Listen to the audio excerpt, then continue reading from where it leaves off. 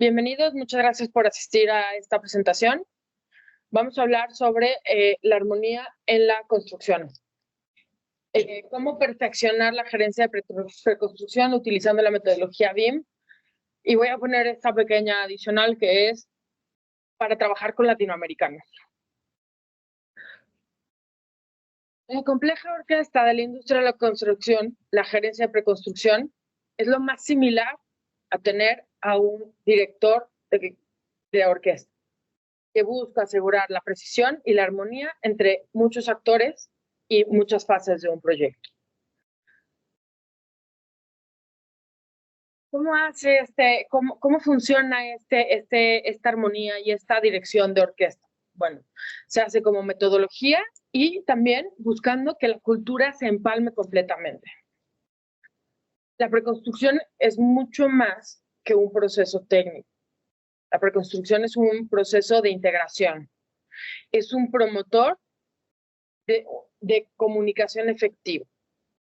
Entonces, ¿qué es lo que buscamos? Buscamos que cada uno de los actores logre encontrar el momento perfecto en el cual debe de entrar, la fuerza con la que debe de sonar y debe de armonizar con el resto de los actores dentro del proyecto. Es un ejercicio de colaboración y de visión compartida. Si nos ponemos a imaginar un poco, vamos a pensar en una orquesta. Entonces tenemos a los violines, tenemos a los chelos, tenemos a las flautas y atrás a los tambores. Cada uno es experto en su propio instrumento. Cada instrumento suena distinto. Y lo que tenemos es una sola orquesta, una sola pieza a lograr.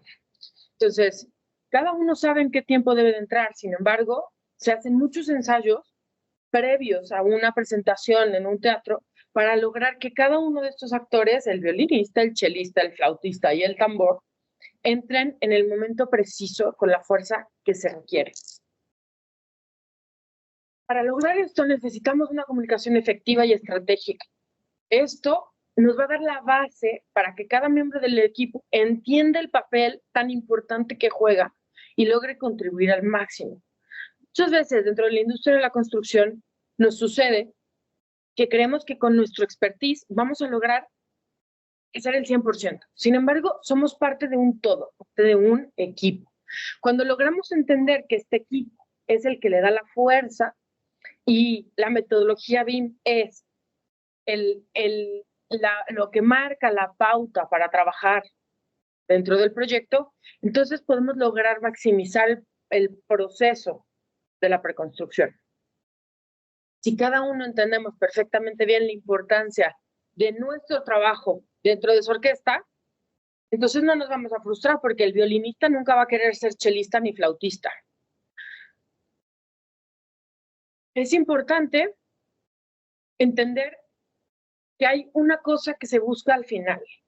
En la sinfonía lo que se busca es salir al teatro el día de la presentación y tocar con excelencia. La principal responsabilidad de la gerencia de preconstrucción es garantizar la constructabilidad del proyecto. Y cuando decimos constructabilidad del proyecto, estamos también buscando no solamente que sí se pueda construir, que es lo primordial, sino que además esté dentro del costo, que sea eficiente con los tiempos, que sea sustentable también a largo plazo. Entonces, cuando nosotros logramos armar que todo el equipo funcione bien y buscamos la constructabilidad, entonces podemos tener proyectos de muchísimas especificaciones, con muchísimas complejidades, que realmente se logren como se concibieron desde el primer momento. ¿Cuál es este proceso? ¿No? Porque claro, esto lo tenemos más o menos claro, los que trabajamos en la construcción, los que sabemos de BIM, entendemos que esto es importante. Sin embargo, ¿cómo lo aterrizamos? La experiencia, después de 10 años de dedicarnos a hacer cosas, de implementar BIM, lo hemos logrado como resumir la experiencia de la preconstrucción en 5 puntos que pareciera que nos ayudan a que sí se logre este proceso. El primero es definir y validar los requerimientos. Yo sé, suena muy complejo en el primer momento cuando explicas y dices que hay que mandar el EIR, hay que mandar el BEP, hay que enviar este documento y este otro. Bueno, esos documentos se crearon dentro de la metodología BIM no para que se archiven y se queden ahí como un libro muerto, ¿no? Sino que realmente plasmemos ahí todos los requerimientos que tenemos para el proyecto. ¿Qué es lo que se espera de cada uno de los integrantes? ¿Qué es lo que se espera desde el momento en el que te invitamos a participar en el proyecto? ¿Qué es lo que se espera del proyecto? Aquí es muy importante, por ejemplo, evitar las cosas que son muy generales. Por ejemplo, decir que nos interesa que participes en el proyecto LOG 300. Y ya, esa fue toda mi información. Eso sería quedarnos cortísimos, ¿no? Eso sería solamente entregar una primera hojita del requerimiento del proyecto. Entonces, hay que seguir las normas para que podamos lograr las validaciones, para lograr entregar toda la información que necesitamos del otro. Y recordar que todos los requerimientos hasta cierto momento siguen siendo dinámicos. Esto quiere decir, yo puedo invitar a alguien a participar y me puede responder y decir, oye, yo puedo cumplir con esta parte, sin embargo, este pedazo que me está solicitando no estoy segura de poderlo cumplir. Esto es parte de la cultura esa que se habla de trabajar con la metodología BIM. Hay que aprender a ser muy transparentes con la información que podemos o no podemos generar, con la capacidad que tenemos de hacer o no y de cumplir esos requerimientos o no. Muchas veces habrá algún equipo que no cumpla con el 100% de los requerimientos, sin embargo, se puede llegar a una estrategia en donde de alguna otra manera se logre ese objetivo. El paso número 2 son las sesiones de revisión de compatibilidad. Y aquí voy a hablar de mi mejor amigo, OpenBIM. Es muy importante entender que la compatibilidad viene de ser OpenBIM. No importa el software que utilices, si utilizas ArchiCAD, si utilizas Tecla, si utilizas Revit, si utilizas Navisworks, BIM Collab o Construction Cloud, si utilizas Aconex o Procore, cualquiera de esos. Lo que es importante no es cuál software utilizas, sino cómo se comunica el software de A con el software de B, ¿de acuerdo? Si nos regresamos un poco a la sinfonía, es como si un violinista utiliza un violín de una marca y el otro utiliza un violín de otra marca. Realmente el violín lo escoge el violinista. Y eso es algo que nos da libertad. ¿Por qué? Porque el violín que va a seleccionar es aquel que mejor le queda. Es aquel con el que mejor se entiende, con el que ha practicado. Entonces, es una muy mala estrategia pedir a todos que todos usen la misma marca del violín de las mismas dimensiones. Finalmente, cada uno tenemos una forma, una proporción y un aprendizaje diferente. Y eso nos pasa igual con los softwares. Es muy importante no exigir un software para el proyecto. Lo que es importante es decir, yo utilizo este software, estas son las características de mi software y me gustaría que pudiéramos trabajar con compatibilidad. Aquí es donde sale la palabra IFC. IFC es algo a lo que tenemos que aprender, adaptarnos y no tener miedo. Todos los proyectos que se trabajan mandando IFCs, BCFs y toda esta documentación que es para compartir e intercomunicarte entre softwares distintos, nos dan muchísimo poder y potencial. Entonces, lo que necesitamos es realmente sentarnos y tener sesiones de revisión de compatibilidad. No importa qué software utilices, lo que es importante es que nos sentemos y veamos cómo tú y yo podemos trabajar cada uno en nuestro software de manera colaborativa. El tercer paso del proceso de una preconstrucción son la sesión de criterios de diseño. ¿Por qué sesión de criterios de diseño? Bueno, esto es, dicho de una manera un poco más sencilla, es explicarle al resto de la orquesta cuáles son tus requerimientos. Vamos a irnos al tema de construcción directa. En las sesiones de criterios de diseño, normalmente el diseñador estructural nos pide o nos explica cuáles son las cosas que no podemos hacer para no dañar la estructura. Entonces, no se puede hacer una perforación en una específica dentro de la trave porque puedes poner en riesgo la estructura. ¿no? Entonces, cuando nos explican esto a priori, es muy fácil que cuando estás ejecutando el diseño de las instalaciones, sabes muy bien que ningún tubo debe de pasar al tercio primero de la trama. Esta información nos evita un retrabajo después. ¿Por qué? Porque es ponernos todos con el conocimiento compartido. No va a ser un conocimiento sobre el diseño de estructuras, pero sí un conocimiento que nos ayuda a trabajar pensando en el otro, ¿no? Este pensar en el otro previamente hace que no tengas que retrabajarlo. Porque resulta que, no, ya diseñé y le metí todas las tuberías en los nodos. Híjole, pues no, tienes que volverlo a hacer porque estructuralmente no se puede. Para estas sesiones de diseño, de criterios de diseño, recomendamos muchísimo que se haga en orden de importancia, ¿no? Lo más importante es garantizar la seguridad del edificio. Luego, por ejemplo, también es muy importante asegurar que los sistemas de incendios funcionen. Y entonces, de esta manera, vamos encontrando las maneras en las que pues, es más importante la estructura que la tubería eléctrica, pero es más importante la de gas que la eléctrica, pero es más importante la eléctrica que la hidrosanitaria.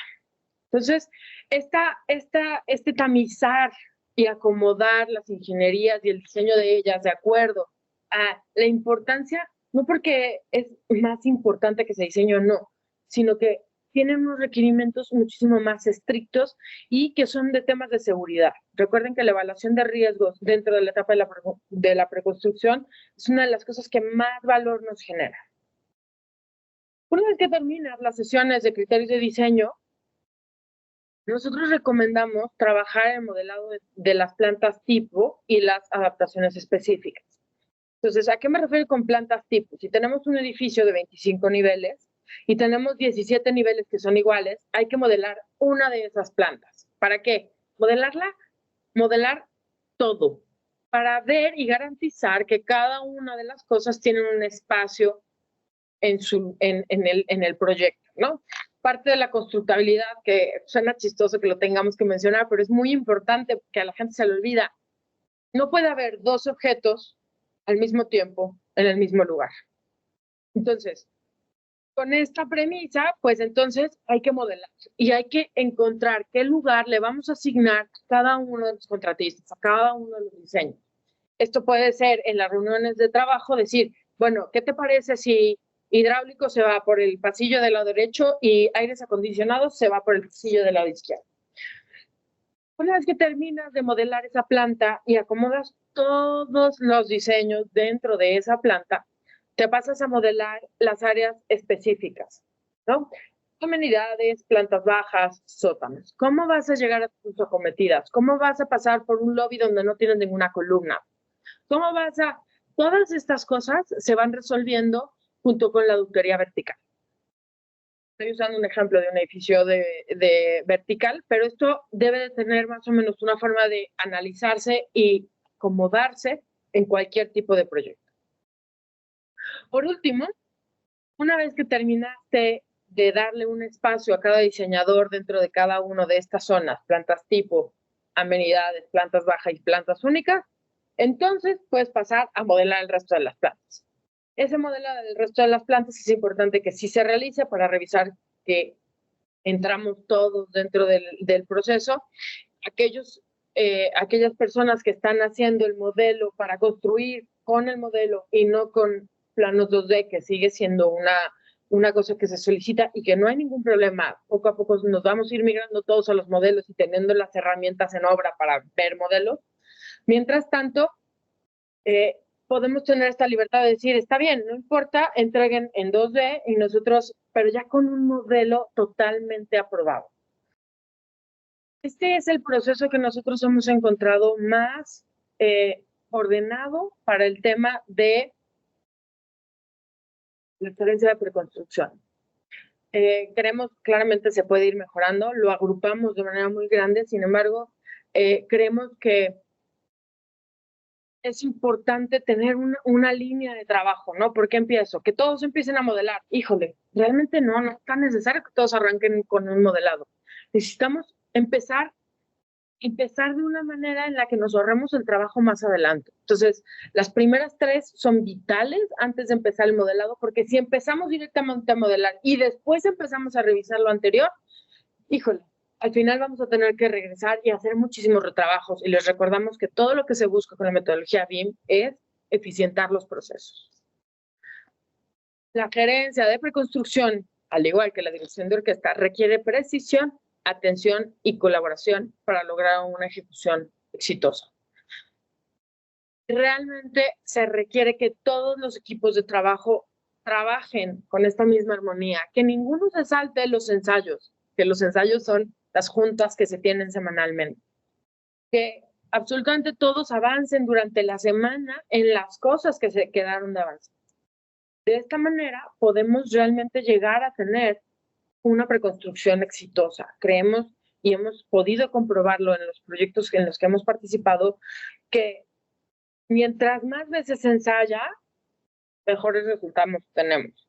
Segundo, una vez que tienes una orquesta, si estamos cambiando de violinistas cada sesión o cada vez que vamos a hacer un show, pues hay que volver a empezar desde cero, ¿no? Si ya sabemos que tenemos una orquesta, que trabajamos muy bien con este violinista, con este director de orquesta, si encontramos esa mezcla perfecta de